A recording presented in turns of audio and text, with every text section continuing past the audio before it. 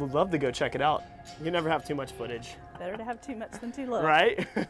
You know, it does feel kind of weird to me to be filming in a cemetery. Does it? But I don't know. I mean, I feel like I'm here to respect and kind of like, Well, you're sharing our stories. yeah, share the story of it. Yeah, You know? if you were dressed like a goth and sitting on top of a stone disrespectfully, I would have knocked you off.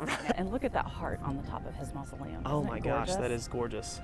It's one of my favorite things in the cemetery. That is gorgeous. Love these mausoleums. And we have veterans from every war, from the War of 1812 forward here. Pretty amazing. Because Yeah. obviously if it wasn't dense, it was going to erode, that would be cheap. This obviously was very dense because it hasn't eroded at all. This one's really cool. There's a cherub on each corner. Yeah, every corner. And his portrait right in the middle.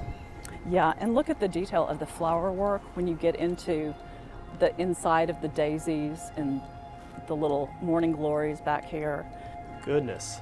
Can you tell us a little bit about your preservation work in the cemeteries? The cemetery district needs ongoing maintenance, and most of the individually owned cemeteries, even the ones by the city, don't have a specified budget for anything other than mowing the grass.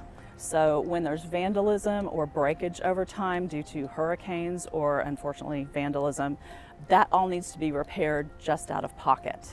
So about twice a year I teach a gravestone cleaning class that anybody can come to, and I'll teach you how to properly clean your family's gravestone. Yeah.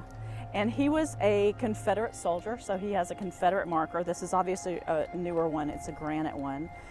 But there is a story behind the Confederate War grave markers, because the Union soldiers were initially the only soldiers that got the grave markers. The Confederate soldiers didn't get them.